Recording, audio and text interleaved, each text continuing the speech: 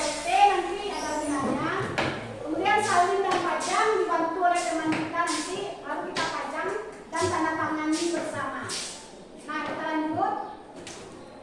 Nah ini Ananda Ibu minta menuliskan kesepakatan kelas dengan join ke kelas poin dengan kodenya cantik 03 ini. Nah silakan Ananda mulai.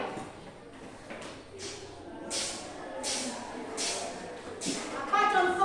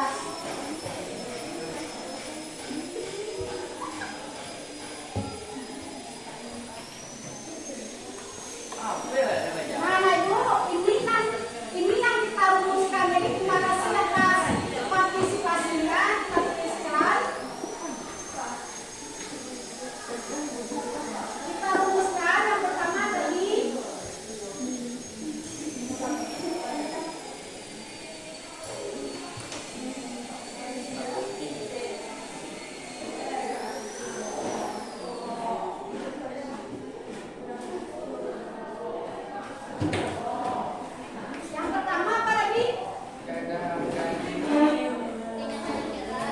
Kenyamanan.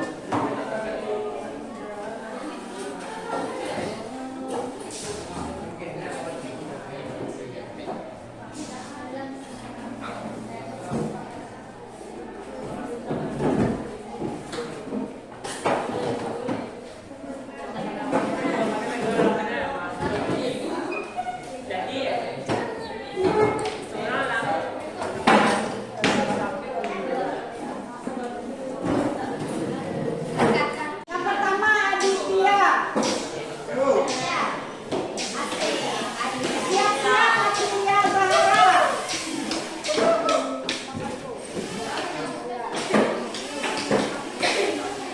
Aditya Bahara. Aditya Bahara. Ahmad Alfa.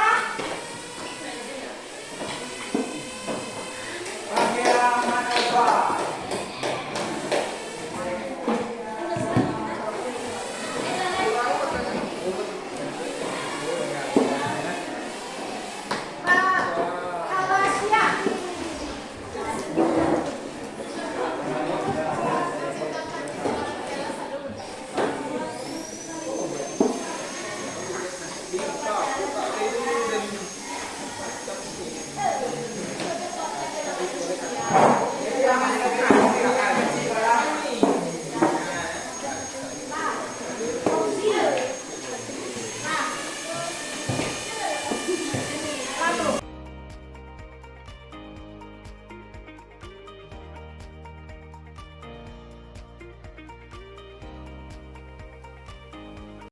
Assalamualaikum warahmatullahi wabarakatuh. Saya Olivia Dania Putri dari kelas 10 fase E3.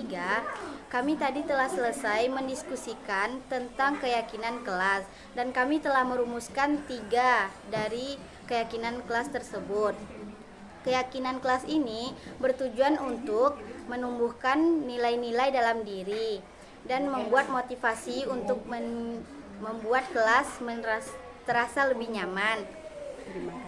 Dan sekian dari saya, terima kasih. Assalamualaikum warahmatullahi wabarakatuh.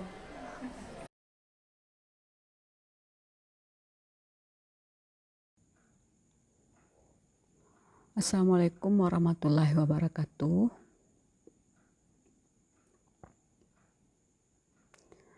Alhamdulillahirrabbilalamin. Allahumma sholli ala Muhammad wa ala ali Muhammad.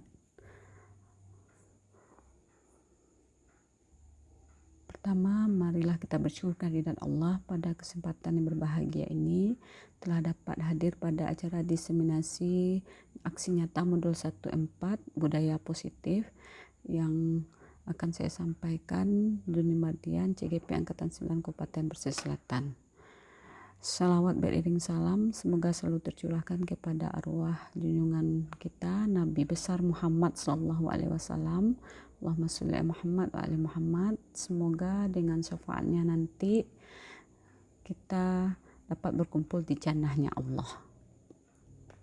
Terima kasih kami ucapkan kepada Bapak Ibu Guru Hebat SMA Negeri 2 Lengayang yang telah hadir bersama kita dalam acara diseminasi aksi nyata modul 1-4 budaya positif. Ini merupakan rangkaian kegiatan kami dan menuntaskan modul 11, 12, 13 dan 14 tentang penyebaran pemahaman budaya positif kepada guru di SMA Negeri 2 Lengayang. Kita mulai Bapak Ibu. Yang pertama adalah tujuan pendidikan. Menurut Ki Hajar Dewantara, tujuan pendidikan adalah menuntun segala kodrat yang ada pada anak-anak agar mereka dapat mencapai keselamatan dan kebahagiaan yang setinggi-tingginya, baik sebagai manusia maupun sebagai anggota masyarakat. Oleh karena itu, pendidik hanya dapat menuntun tumbuh atau hidupnya kekuatan kodrat yang ada pada anak-anak agar dapat memperbaiki lakunya, bukan dasarnya hidup dan tumbuhnya kekuatan kodrat anak. Ini merupakan tujuan pendidikan ini merupakan kita dapat menuntun mereka meningkatkan kecakapan hidupnya, memiliki keterampilan hidup, dan menebalkan karakter baik pada diri mereka seperti budi pekertinya, sehingga kita dapat menuntun mereka untuk mencapai kebaikan.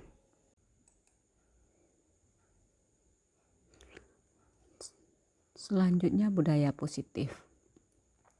Budaya positif di sekolah yaitu nilai-nilai dan kebiasaan-kebiasaan di sekolah yang berpihak pada peserta didik agar mereka dapat berkembang menjadi pribadi yang kritis, penuh hormat, dan bertanggung jawab.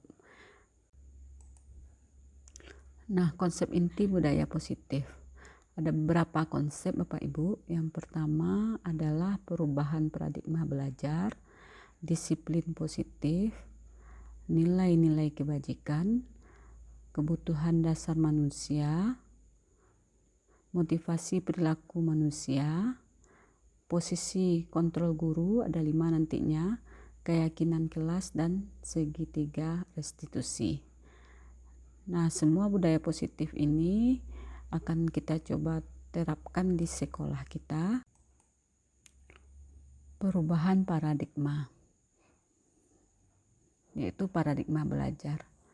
Yang pertama, untuk membangun budaya yang positif, sekolah perlu menyediakan lingkungan yang positif, aman, dan nyaman agar murid-murid mampu berpikir, bertindak, dan mencipta dengan merdeka, mandiri, dan bertanggung jawab.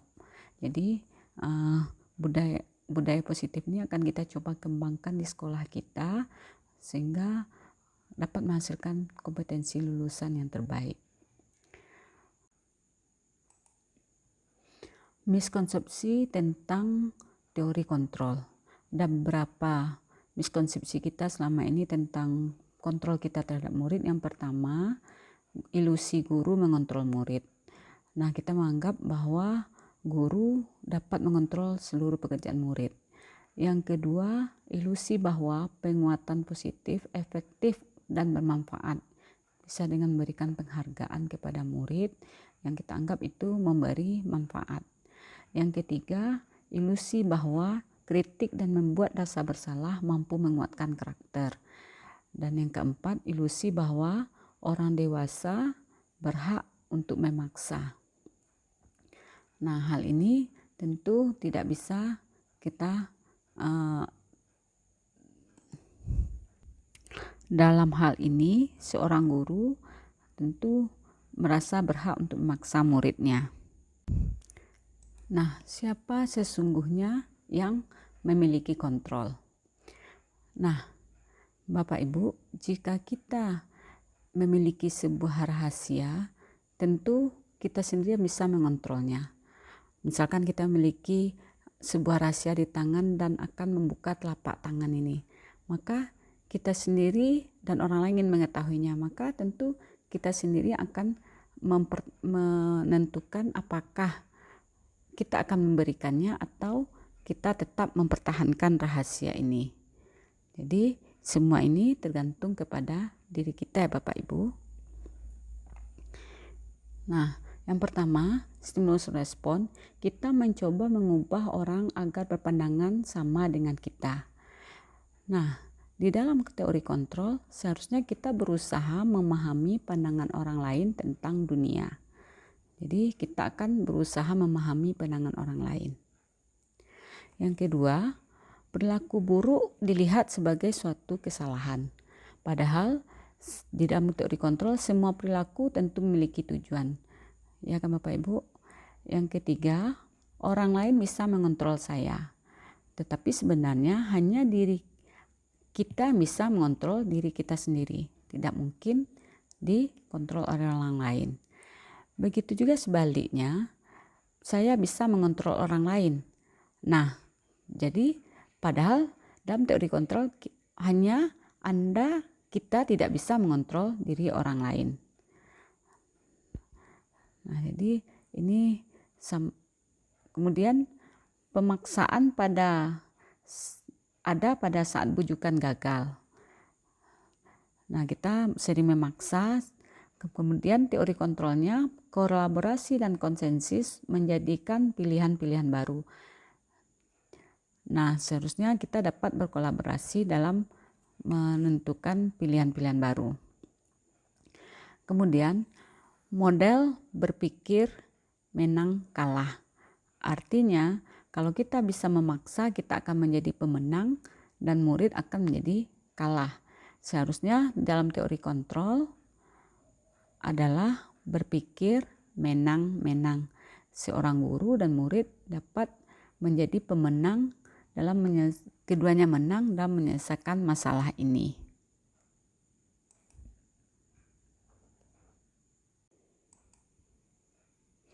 Disiplin positif ada dua, yaitu disiplin dan disiplin positif. Disiplin berasal dari kata disiplin yang artinya belajar. Disiplin mengacu pada disiplin diri yang memiliki tanggung jawab terhadap apa yang dilakukannya berdasarkan nilai-nilai yang diyakini. Disiplin positif adalah merupakan salah satu cara penerapan disiplin yang bertujuan untuk menumbuhkan kesadaran dan memudayakan murid tanpa imbalan, penghargaan atau reward, ancaman atau hukuman.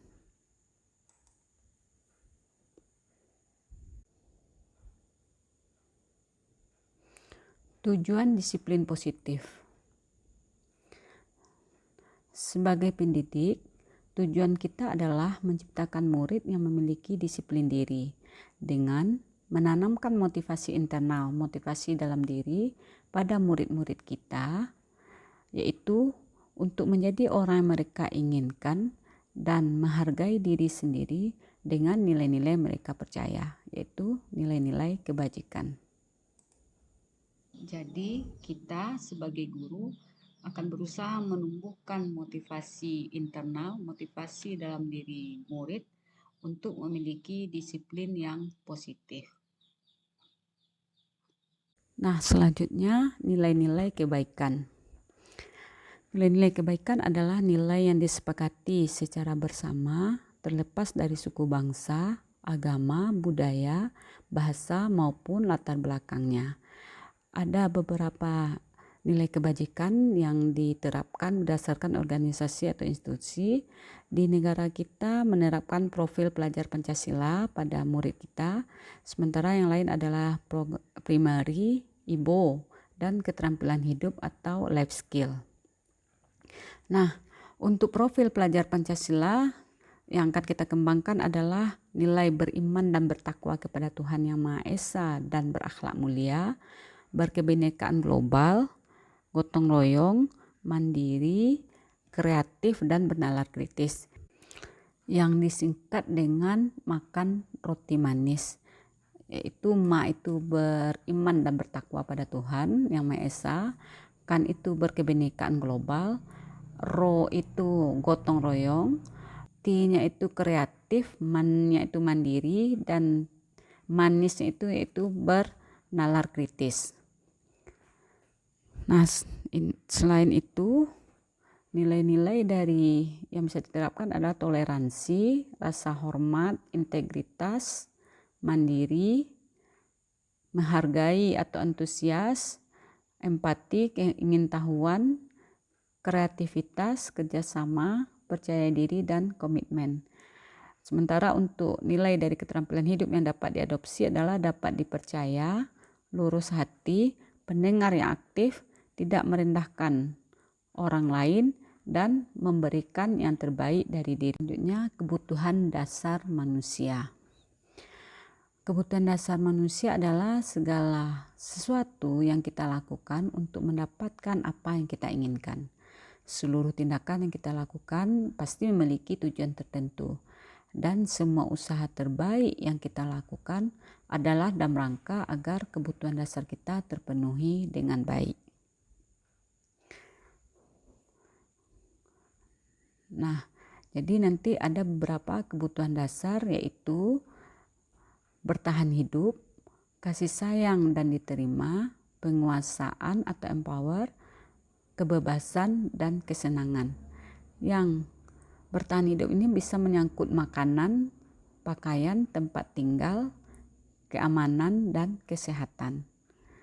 Sementara untuk kasih sayang adalah rasa diterima, dipedulikan, dapat berbagi atau kerjasama dan menjadi bagian dari kelompok.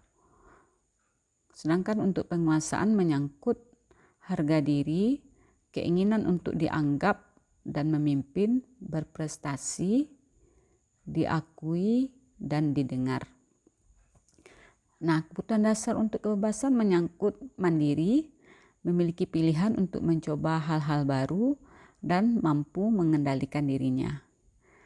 Sedangkan untuk kesenangan adalah kebutuhan untuk bermain, humor, antusiasme, dan tertawa. Nah, ada kasus yaitu Ibu Ria, seorang guru kelas 6 di SD Permai, sedang bingung menghadapi ulah salah satu murid di kelas bernama Agus. Beberapa anak telah datang dan mengeluhkan Agus yang seringkali meminta bekal makan siang mereka dengan paksa. Jika Anda menghadapi situasi seperti Bu Ria ini, apa yang akan Anda lakukan? Menurut Anda, kira-kira apa alasan Agus melakukan hal itu? Jadi, Bu Ria tentu akan memanggil Agus dan menanyakan alasan Agus mengapa melakukannya.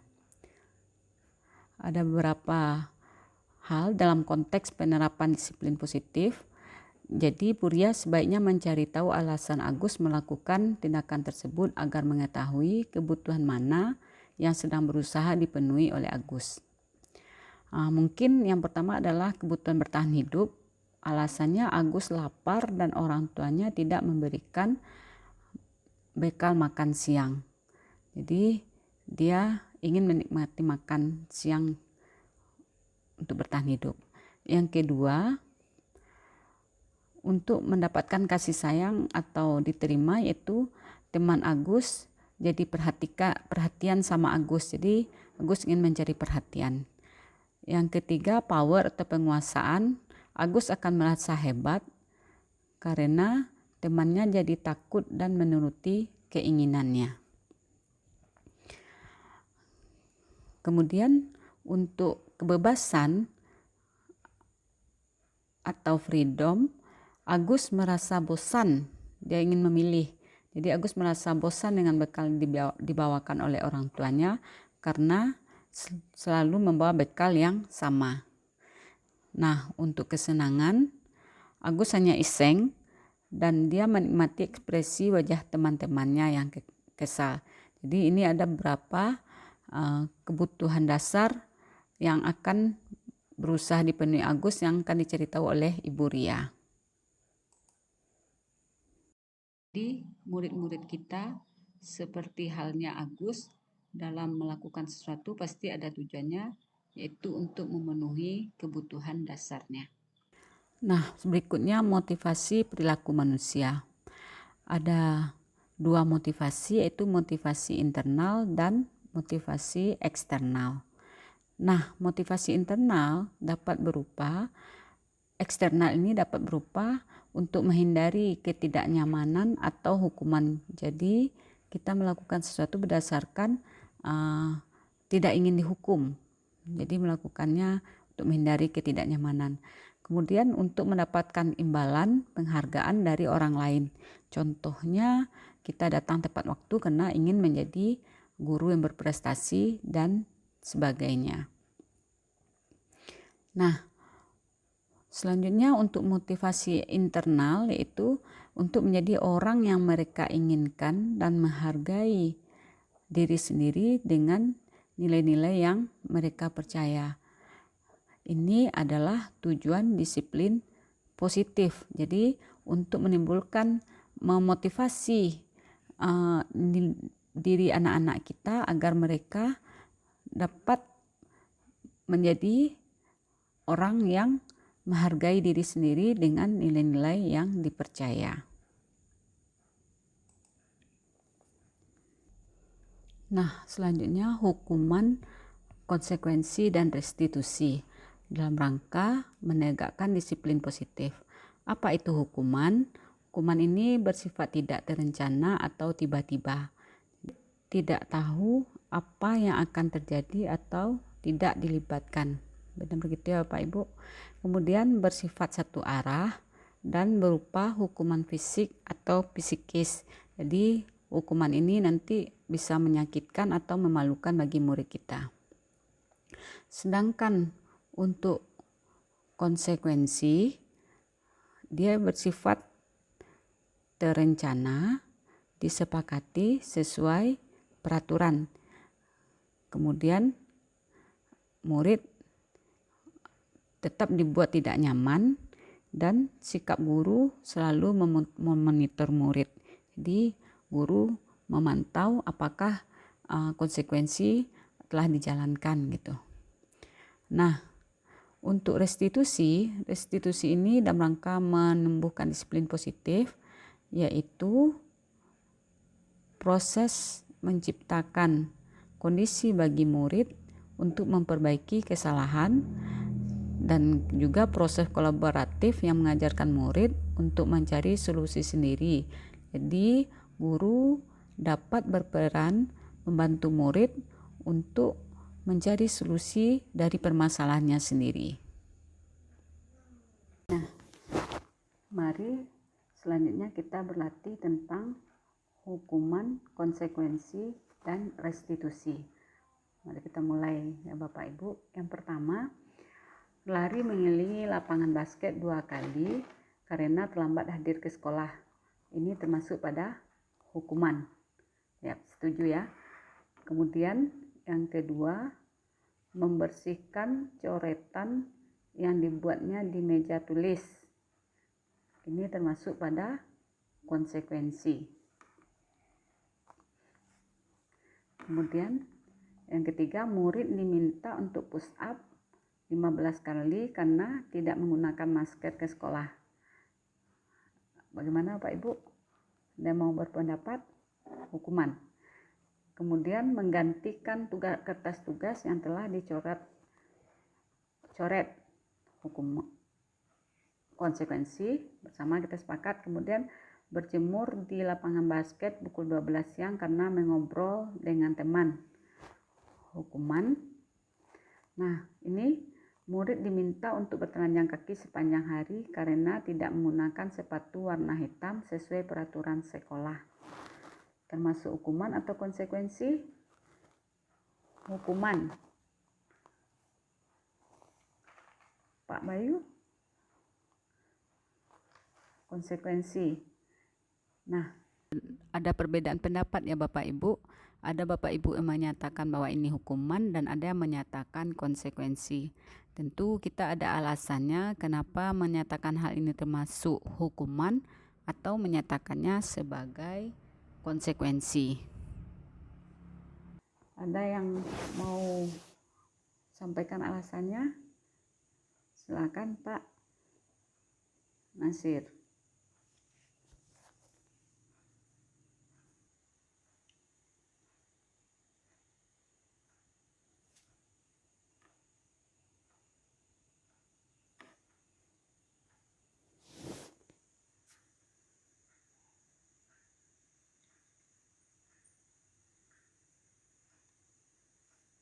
Oke, terima kasih Bapak.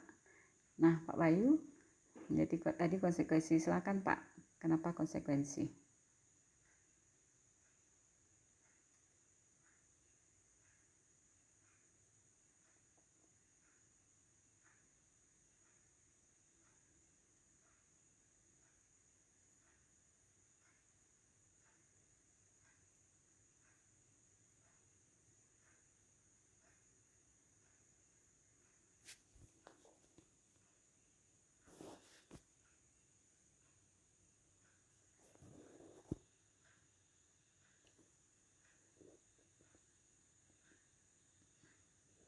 Ya.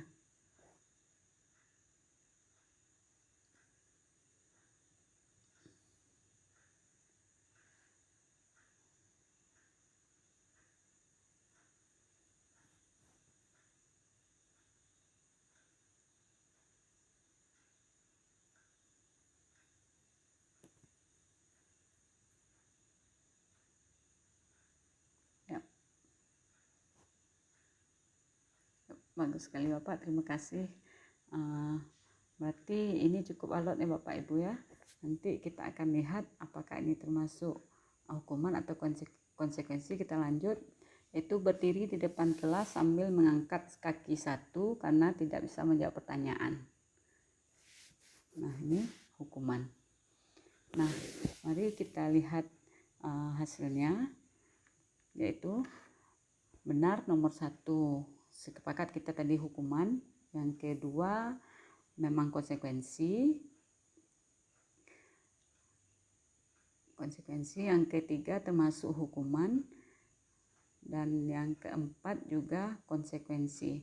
Yang perlu kita bahas adalah bagian murid diminta bertelanjang kaki sepanjang hari karena tidak menggunakan sepatu warna hitam, termasuk kepada hukuman.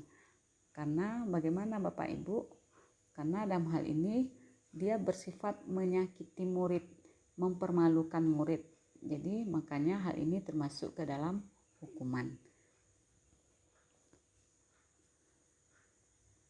Oke, Bapak Ibu semuanya. Nah,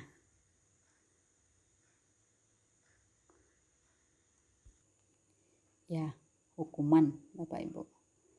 Iya, karena ini memang tidak direncanakan ya.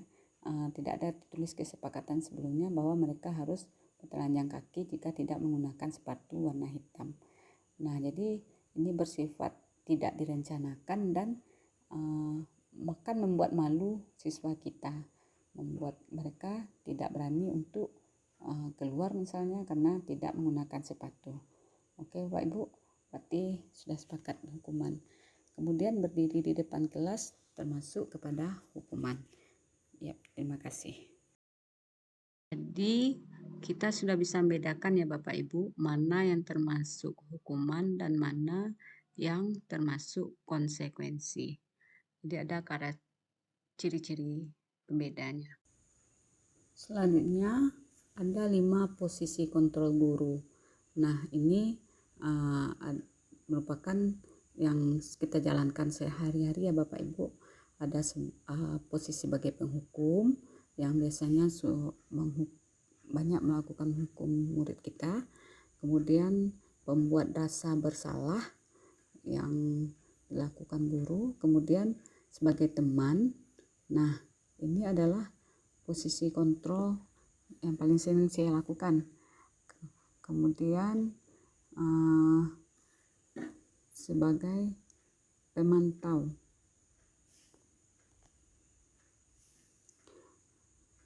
Nah, sebagai pemantau ini guru berbuat berdasarkan data. Jadi segala sesuatu diukur dengan data, dan posisi terakhir yang terbaik adalah posisi manajer. Nah, posisi inilah yang kita harapkan guru-guru kita dapat mengembangkan potensinya. Kemudian masuk contoh penerapan 5 posisi kontrol seperti ini. Contoh kasusnya, siswa terlambat datang ke sekolah. Nah, kalau sebagai penghukum dia akan menyuruh lari keliling lapangan 2 kali. Jadi kalau siswa yang terlambat datang ke sekolah disuruh lari keliling lapangan 2 kali. Kemudian kalau sebagai pembuat rasa bersalah dengan kata-kata, misalnya, berapa kali ibu memberitahumu, kamu selalu mengecewakan ini, ibu. Ini sebagai pembuat rasa bersalah. Nah, jadi selanjutnya adalah sebagai teman. Guru akan berkata bahwa ayo dong ikuti aturan sekolah, tolong bantu ibu sekali ini ya. Ya sudah, tidak apa-apa, jangan diulang lagi. Nah, siswa akan murid kita tidak merasa bersalah. Kemudian kalau sebagai pemantau, kata-katanya adalah kamu sudah terlambat 5 kali dalam bulan ini dan tahu konsekuensinya. Sekarang ibu tunggu kamu menyelesaikan tugasmu yang ketinggalan. Jadi pemantau ini berbuat berdasarkan data. Nah, sebagai manajer, maka kata-katanya adalah apakah kamu tahu kesalahanmu dan kira-kira bagaimana cara memperbaiki kesalahanmu. Nah, ini dilakukan oleh seorang guru dalam memotivasi muridnya untuk menumbuhkan karakter baik pada muridnya, sehingga setiap kesalahan yang mereka lakukan dapat mereka cari solusinya sendiri dengan bantuan guru. Nah, selanjutnya kita berlatih bersama Bapak Ibu, posisi kontrol apakah aku. Nah, yang pertama, saya kecewa sekali dengan kamu. Nah, ada Bapak Ibu yang ingin berpendapat? Ini termasuk posisi kontrol. Ya, silakan Pak Nasir.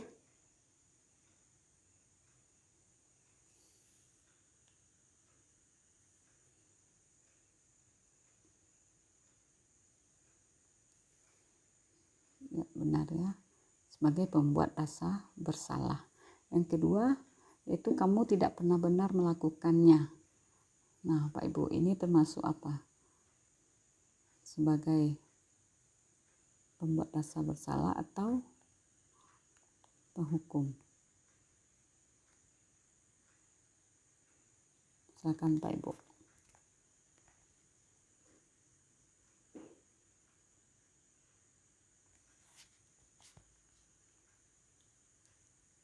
Ya, Bu Pas, bagaimana ini? Apakah kamu tidak pernah benar melakukannya? Nah, ini masuk yang bagaimana?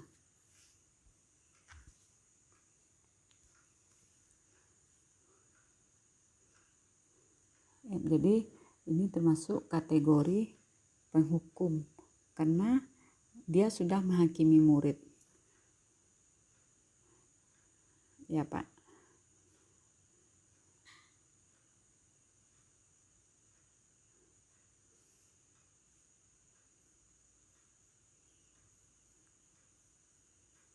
Ya.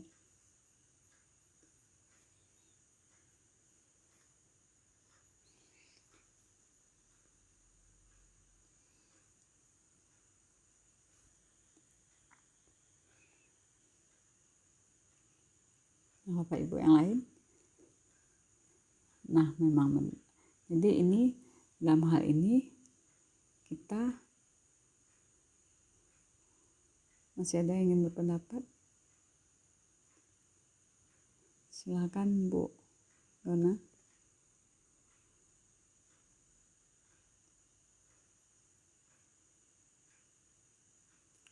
Iya. Sebagai penghukum ya Bu ya. Karena dia sudah menentukan bahwa siswa harus berbuat. Tidak pernah benar melakukannya. Ya. Ini memang benar sekali Bapak Ibu. Bahwa jadi benar ya Bapak Ibu, walaupun murid kita adalah manusia yang unik. Jadi yang berbeda setiap harinya selalu dinamis.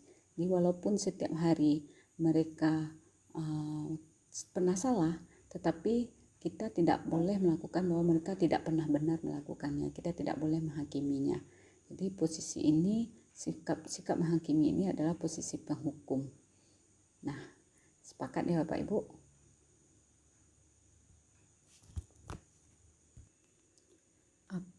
Kasus kedua, apa rencanamu untuk menyelesaikan masalah ini? Manajer ya. Yang ketiga, kamu tidak pernah benar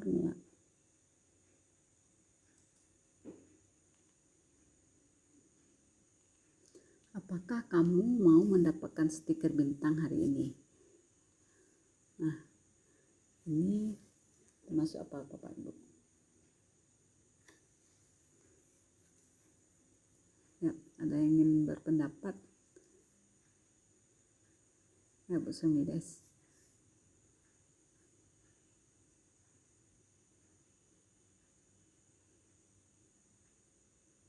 Silakan Ibu.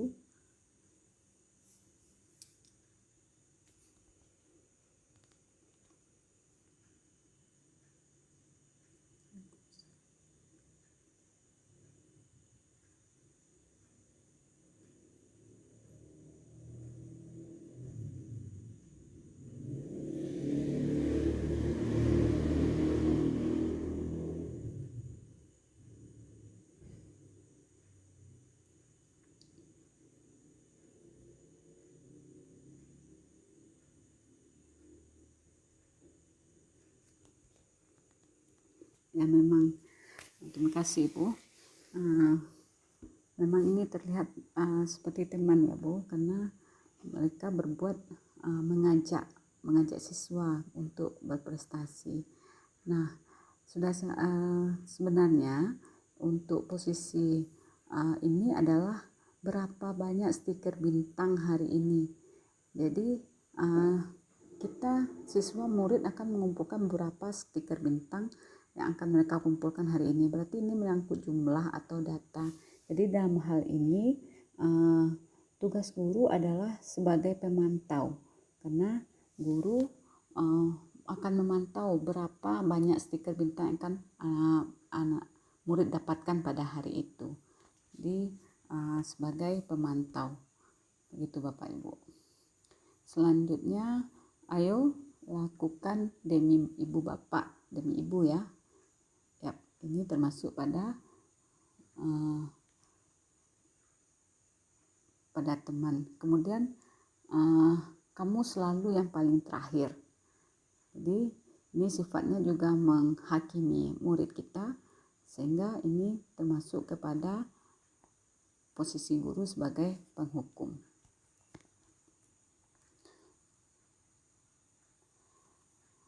Nah, berikutnya adalah keyakinan kelas. Nah, keyakinan kelas ini dibuat berdasarkan peraturan kelas untuk mendapatkan kesepakatan kelas yang akan dirumuskan menjadi keyakinan kelas. Jadi jika sebelumnya murid-murid kita memahami peraturan kelas di tingkat SD dan berlanjut ke kesepakatan kelas di SMP atau di SMA ini, kemudian kesepakatan tadi akan kita tumbuhkan disiplin diri melalui keyakinan kelas.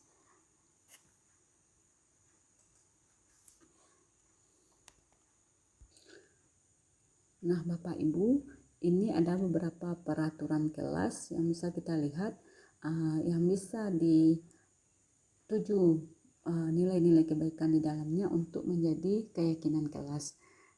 Jadi yang pertama adalah selalu kembalikan buku ke tempatnya. Ini menyangkut nilai tanggung jawab. Kemudian yang kedua, dilarang mengganggu orang lain. Nilai kebajikan yang dituju adalah di keyakinan kelasnya adalah menghormati orang lain dan diri sendiri.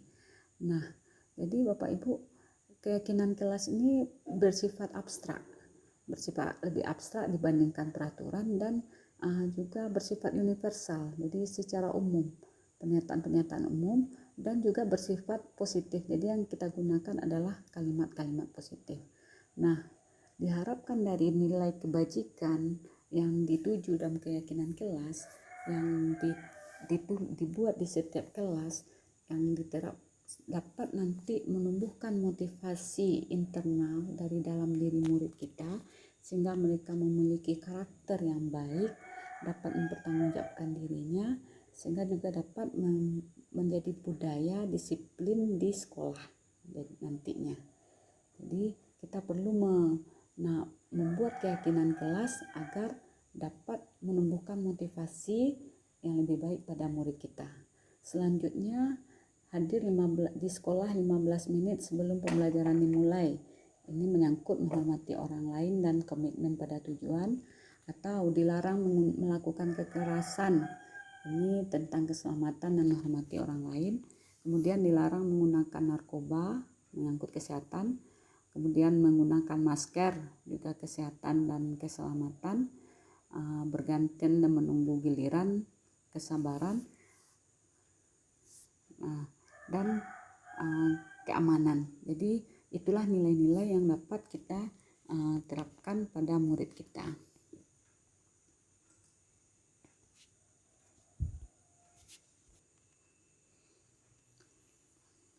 Nah, dokumentasi keyakinan kelas. Nah, Bapak Ibu, ini adalah keyakinan kelas yang kami buat di fase E3. Ada 3 keyakinan kelas yang kami dapatkan. Yang pertama yaitu saling menghargai dan menghormati di dalam kelas. Yang kedua, saling kerjasama dan memberikan yang terbaik. Kemudian yang ketiga adalah menciptakan kenyamanan di dalam kelas. Nah, selanjutnya adalah segitiga restitusi. Apa itu restitusi? Restitusi adalah proses menciptakan kondisi bagi murid untuk memperbaiki kesalahan mereka sehingga mereka bisa kembali pada kelompok mereka dengan karakter yang lebih kuat. Ini menurut Gassen. Sehingga restitusi ini biasanya dijalankan oleh posisi kontrol manajer, jadi guru sebagai manajer, di mana guru akan membantu murid yang berbuat salah atau sehingga dimotivasi atau dibantu untuk menemukan solusi dari permasalahannya sehingga mereka memiliki karakter yang lebih baik. Nah, ada 3 langkah dalam segitiga restitusi. Yang pertama yaitu menstabilkan identitas, artinya menjadikan identitas sukses. Kemudian yang kedua, memvalidasi tindakan yang salah, dan yang ketiga menanyakan keyakinan. Nah, kemudian restitusi berguna bagi guru yaitu dapat membantu murid menjadi lebih memiliki tujuan, kemudian berdisiplin positif serta memulihkan dirinya setelah berbuat salah. Kemudian juga membantu murid untuk jujur pada diri sendiri dan mengevaluasi dampak dari kesalahan yang dilakukan. Kemudian memberikan penawaran bukan paksaan. Jadi segitiga restitusi ini menumbuhkan motivasi positif. Kemudian Bapak Ibu sebenarnya sudah pernah melakukan tahapan restitusi yang mana? Sudah pernah melakukan ketiga tahapnya? Ya, kadang-kadang kita sudah melakukan beberapa tahap atau ketiga tahap, tapi kita belum mengenal bahwa yang kita lakukan adalah segitiga restitusi. Ya Bu Sumides.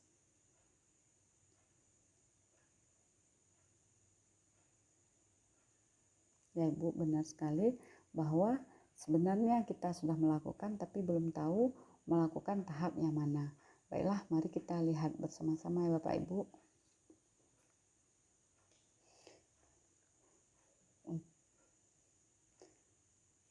Nah, tahapan yang pertama yaitu menstabilkan identitas. Nah, ini berdasarkan prinsip bahwa membuat kesalahan adalah proses dari pembelajaran. Jadi artinya kesalahan yang dibuat juga merupakan proses bagi murid kita, sehingga kita juga dalam hal ini kita dapat merubah identitas mereka dari identitas gagal menjadi identitas sukses. Beberapa kalimat yang mungkin disampaikan oleh seorang guru adalah seperti berbuat salah itu tidak apa-apa. Kemudian tidak ada manusia yang sempurna.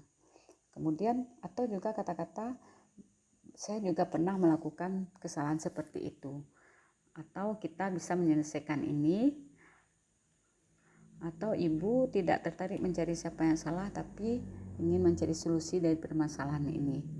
Dan kamu berhak merasa begitu. Nah, ini kata-kata yang pernah kita sampaikan kepada murid kita tapi kita tidak tahu namanya dan masuk pada menstabilkan identitas. Nah, selanjutnya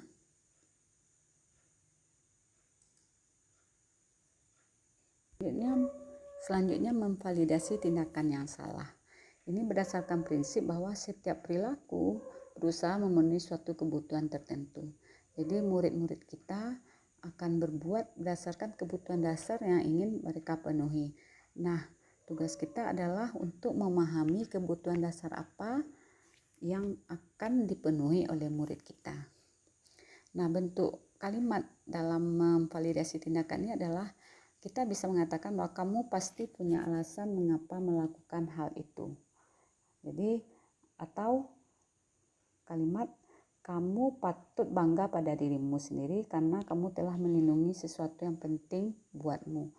Nah, jadi ini adalah kalimat memvalidasi tindakan mereka yang salah sehingga mereka akan menganggap bahwa yang mereka lakukan memang bertujuan tertentu dan akan dicoba diperbaiki masalahnya. Selanjutnya adalah menanyakan keyakinan.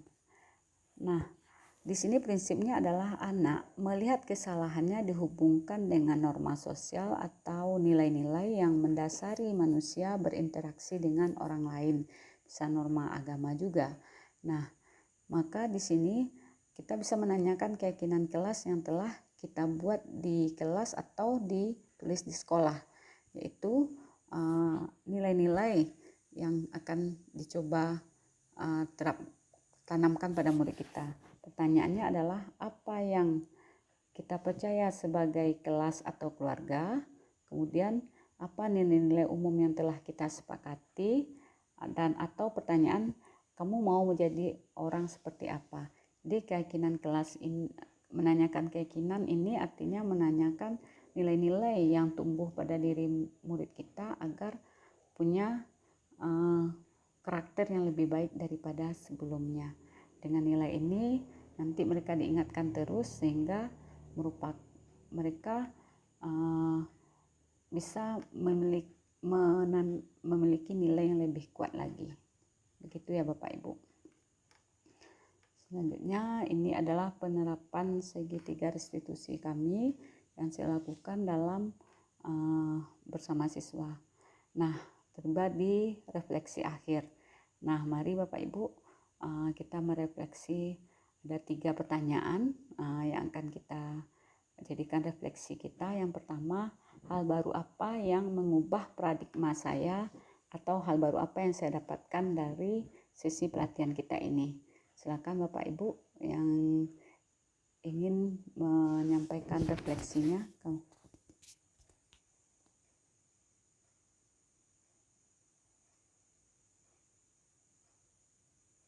Ya, Pak Bayu.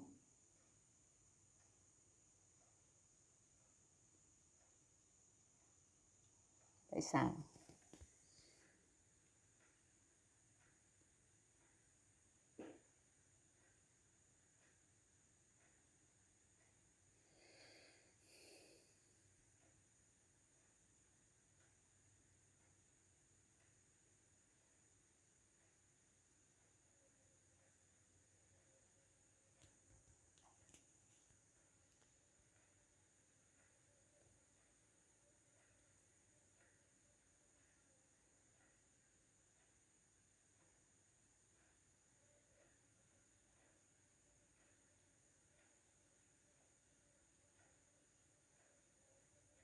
Ya, bagus sekali ya Pak.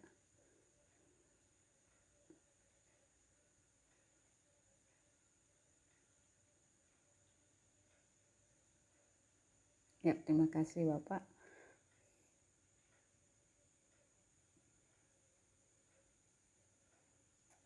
Disiplin positif.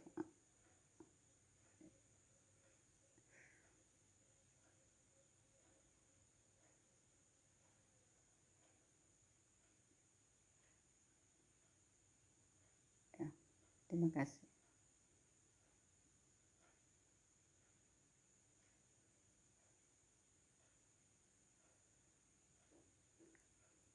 Assalamualaikum warahmatullahi wabarakatuh. Terima kasih Bapak. Benar sekali bahwa kita menambah paradigma belajarnya yang berubah. Bisa perlu belajar ya Pak ya, menjadi pembelajar sepanjang hayat untuk memberikan yang terbaik. Jadi menurut Pak Isal, ini untuk menuntun siswa kita mencapai cita-citanya dan juga sekaligus memiliki karakter yang baik sesuai dengan profil pelajar Pancasila. Baik, yang kedua, perasaan apa yang muncul selama mengikuti sisi ini, khususnya mengenai makna disiplin dan motivasi intrinsik. Nah, silakan Bapak Ibu yang ingin menyampaikan refleksinya.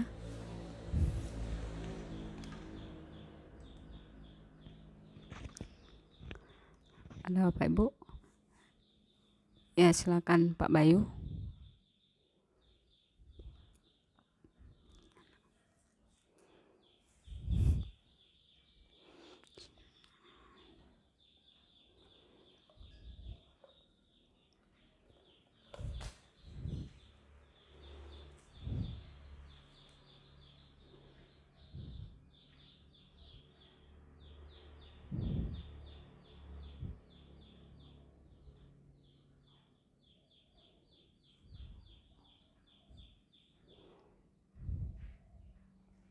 Ya.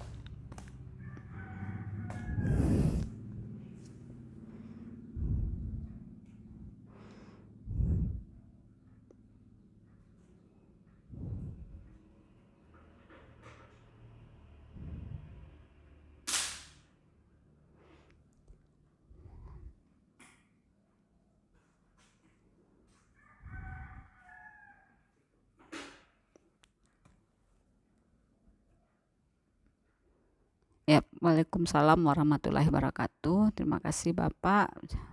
Bagus sekali. Jadi memang rasa bersalah dan kita cenderung memaksa selama ini. Jadi ini akan mungkin banyak terasa oleh kita ya, Pak Ibu. Ya, tambahan dari Ibu, silakan Bu.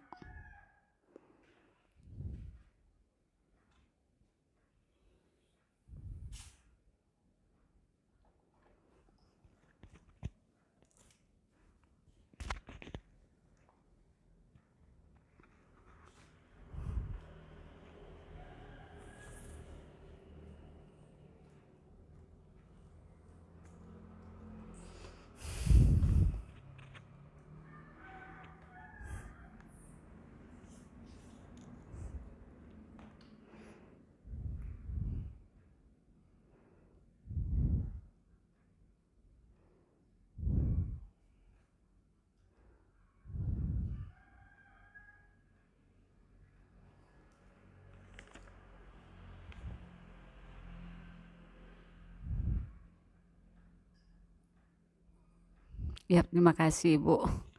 Baiklah, memang jadi bahasa yang tepatnya internal. Oke Bu, terima kasih. Jadi sudah kita dengar bersama ya Bapak Ibu tentang refleksi kita yang kedua ini. Baiklah,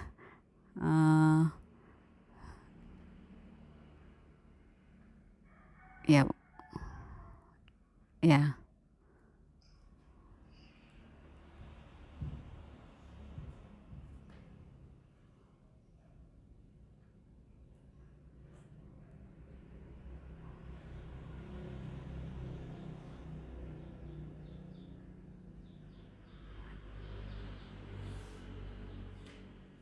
Ya, terima kasih Bu.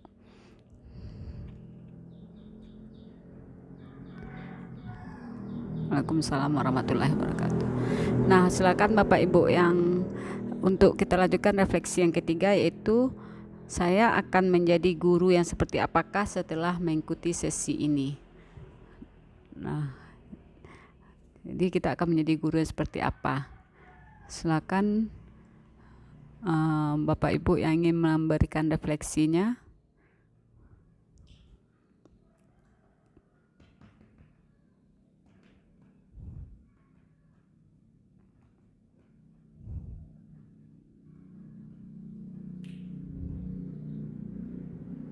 Ya, kepada Bu Len, mungkin ingin memberikan refleksinya.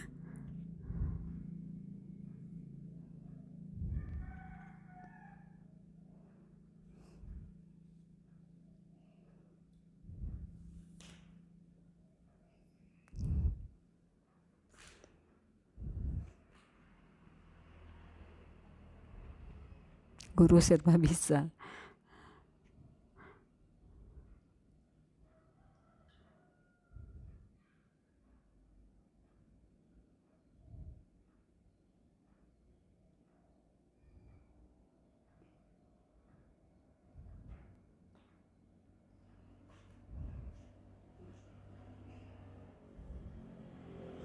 Ya.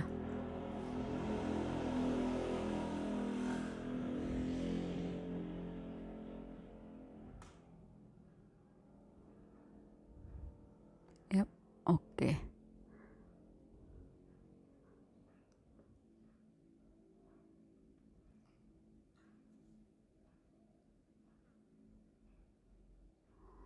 Terima kasih, Ibu.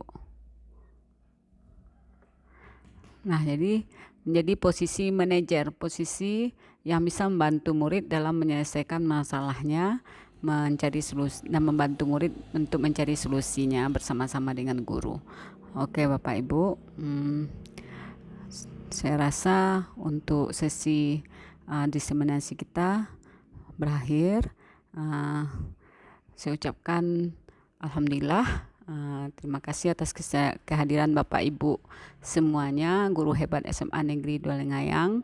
Mari kita bersama-sama memajukan SMA Negeri 2 Lengayang ini menjadi SMA unggul dan berkarakter baik. Baiklah, terakhir kata saya ucapkan Assalamualaikum warahmatullahi wabarakatuh.